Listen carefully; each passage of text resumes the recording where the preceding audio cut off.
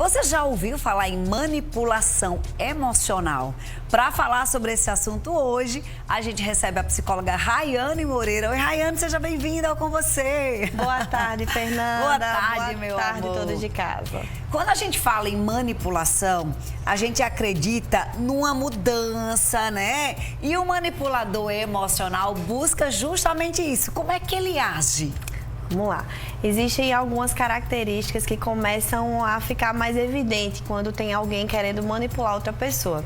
Geralmente, né, a pessoa que manipula, ela tem argumentos, né, ela tem um poder de persuasão muito grande, né, ela tem um discurso muito coerente, né, ela segue uma linha de pensamento que só a favorece. Sim. Então, a partir do momento em que eu uso a fragilidade do outro, né, principalmente quando esse outro ele é uma pessoa um pouco mais vulnerável, sim, ou um pouco mais passiva, né, ou que não consegue colocar muito bem as suas ideias, as suas opiniões, essa pessoa, ela tá no ambiente que é confortável para ela. Uhum. Então, quando esse comportamento ele começa a invadir, né, e a outra pessoa não consegue entender muito bem por que não consegue se expressar, por que não consegue dizer o que está pensando, são algumas características de pessoas que lidam com pessoas que conseguem manipular muito bem situações, de várias formas. No relacionamento amoroso é bem comum, né? Sim.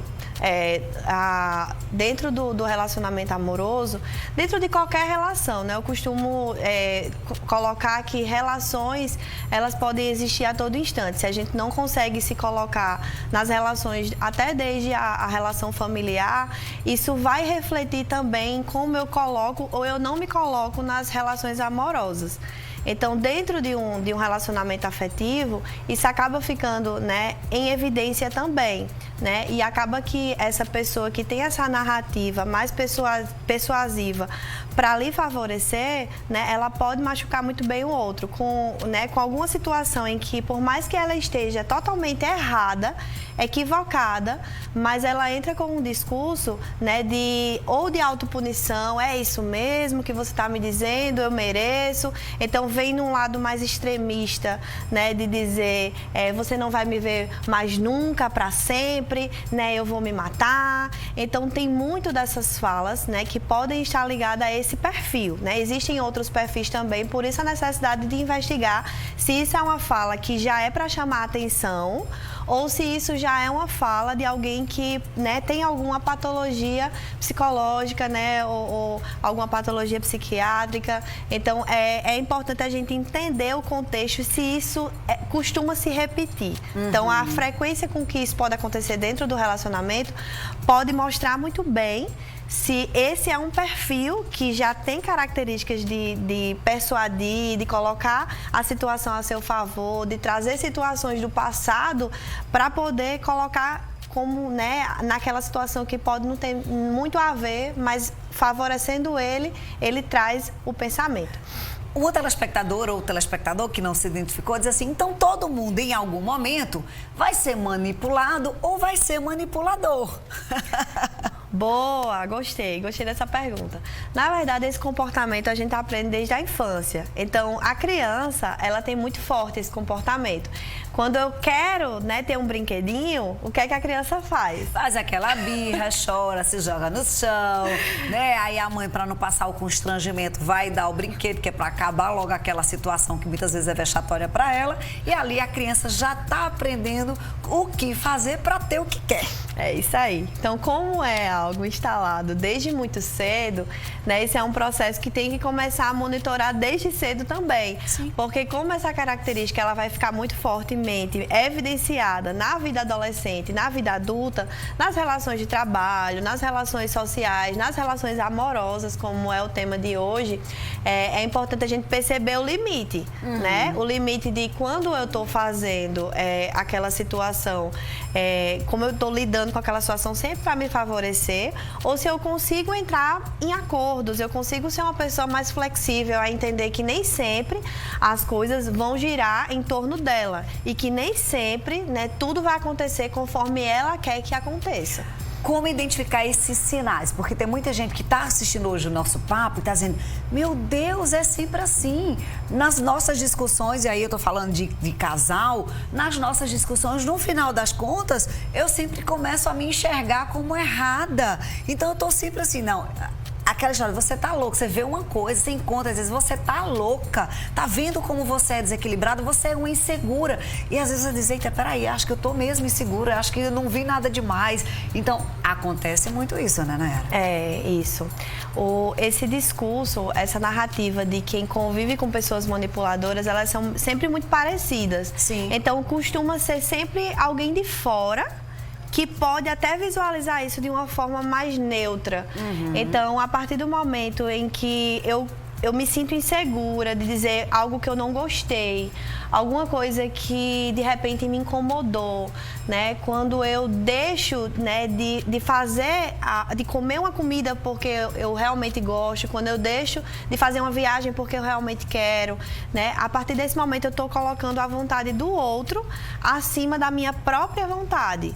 Então, a gente começa a entender que esse monitoramento ele precisa ser, eu estou fazendo as escolhas que eu realmente quero ou eu estou seguindo a escolha que o meu parceiro está sempre direcionando, independente de ser, né, na relação um ou outro parceiro. Uma telespectadora comenta que o esposo dela joga a culpa sempre em alguém, mesmo ela vendo que é ele, e ele ainda faz de vítima. Lembrou uma história de uma amiga que pegou o celular do marido e viu uma situação de traição, uma situação muito evidente de traição. Sabe o que ele falou para ela? É que eu estava emprestando o meu telefone para um colega de sala, para não ser o celular dele, para a esposa dele não pegou, então eu emprestei o meu. Ora, gente, ó, que ideia. E aí, enfim, eles se acertaram e tá tudo bem sobre isso. Para eles está tudo certo. A gente está aqui dizendo que tem que separar se encontra uma traição. Mas veja que tem muita inteligência emocional nessas respostas, né? Exatamente. Acredita, né, quem quer e quem em algum momento está mais vulnerável a acreditar. Muitas Jogou vezes a culpa para alguém. Olha o que o marido dessa outra tá fazendo aí também, né? Pode ser mais fácil, né? Eu mudo o foco. Eu mudo o foco da situação de uma forma que me favoreça. Então, existe sim uma inteligência emocional, porque a partir do momento em que eu envolvo uma terceira situação, envolvo uma terceira pessoa, para gerar um discurso a meu favor, então precisa de um nível cognitivo de inteligência bem preservado, né? E cabe a quem está escutando, né, conseguir fazer o filtro, né? Conseguir avaliar se aquela resposta é realmente a que ela esperava ou se para ela, né, tá suficiente concordar com o que foi dito. Então, tem muitos pontos aí para a gente conseguir ajudar a pessoa que muitas vezes é vítima de alguém que a manipula. Os maridos também estão participando do papo de hoje. Ele diz que a esposa vive manipulando, vive controlando tudo, inclusive o horário dele. O que fazer? Eu acho que o diálogo é um bom caminho, né? É um bom início. Vamos lá. Dentro dessa ideia, né, de controle, como a gente já sabe que isso é um comportamento lá desde a infância, né, que começa, né, a apresentar para ter o que se quer, então, né, vamos entender o que é que essa pessoa, né, está querendo esse controle de saber a todo instante o que a outra pessoa está fazendo, né? Que controle é esse? Que necessidade de poder sobre a vida do outro? Muitas vezes se esconde até uma falta da própria pessoa. Então, eu deixo de viver a minha própria vida para poder entender e saber tudo que está acontecendo na vida da outra pessoa. Então, é uma necessidade muito grande, é algo que já reflete em um certo incômodo que é exagero. Então, todo comportamento que ele pode ser exagerado acende uma luzinha de alerta. E se você está incomodado com isso, um bom caminho é o diálogo. Porque para um casal, o primeiro caminho para começar a ajustar é dizer como se sente, mas não apontar o dedo pro outro. Olha, você é uma manipuladora, viu? Vê hoje na TV que você é uma...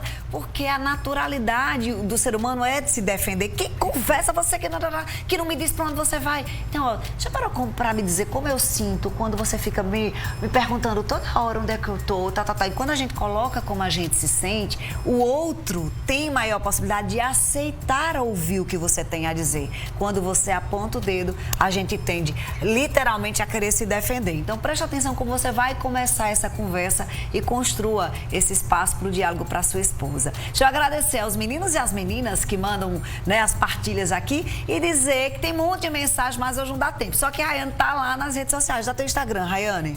RayaneMoreira.psi, né? Quem tiver alguma dúvida, coloca lá, que sempre quando eu termino os atendimentos, eu vou lá e respondo. E tem muito conteúdo lá legal postado também, tá? RayaneMoreira.psi, tá na telinha para você seguir. Um beijo, lindona. Obrigada por ter vindo aqui hoje. Obrigada viu? também, prazer. Ei, agora é o seguinte, eu vou conversar com esse